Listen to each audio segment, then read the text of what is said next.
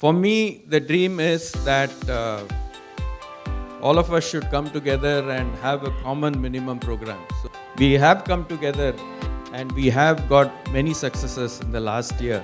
But my dream would be that all of us sitting here not only aspire to call not just the Ag Minister, but also the Prime Minister of India, if on a common platform saying that this is the agrochemical industry, this is what we mean. Just had to call you all once and you all agreed.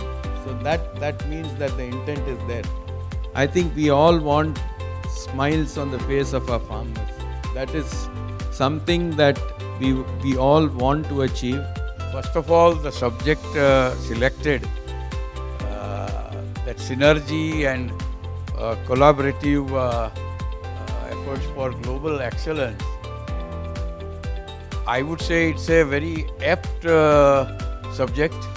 I think we must have some type of collaborative approach, may it be even precision agriculture or solution that we can find for farmers, or even some smart agriculture. Wherever we can work together, at least let's start there. So I hope, I would say 70-80% of the problems will be solved, possibly right there.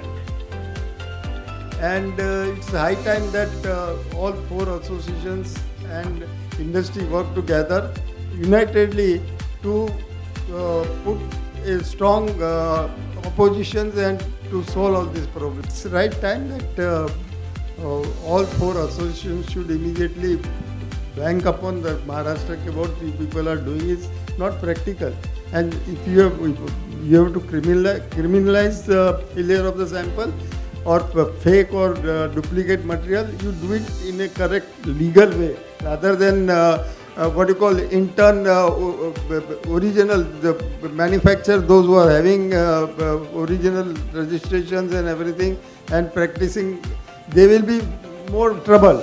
There is a lot of scope when all the associations come together to improve our regulations better, to improve legislation better. Last week, I was going through a podcast and one of the leading fund managers was asked, from which sector do you think will the first trillionaire in the world come from? The reply was, I feel somebody who can solve the climate problem.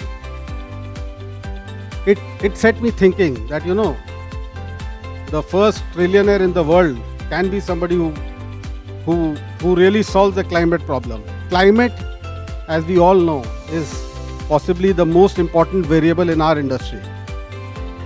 And we all can do our bit together by joining hands, by collaborating together.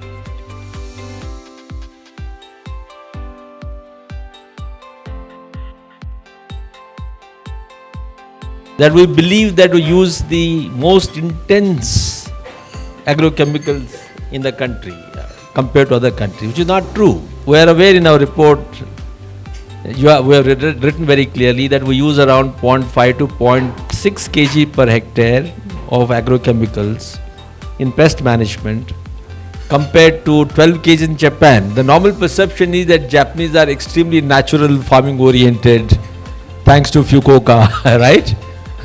And we also think that, European Union could be also very much lesser than us. The strength of India's NARS is that it has vast extent of land across the country in different agroecologies, and simultaneously it also has built up very good infrastructure over the last 75 years. And I would not hesitate in saying that in terms of infrastructure and facilities, ours is one of the best in the world. But the weakness has been that it does not have enough money for research and development. On an average, we spend about 0.6% of the GDP on research and development in agriculture, whereas China has reached 1%, and of course Europe and Western societies have gone to 3-4%. So I guess the first step that we need to take is to increase the R&D investments to at least 1% of our GDP or GVA.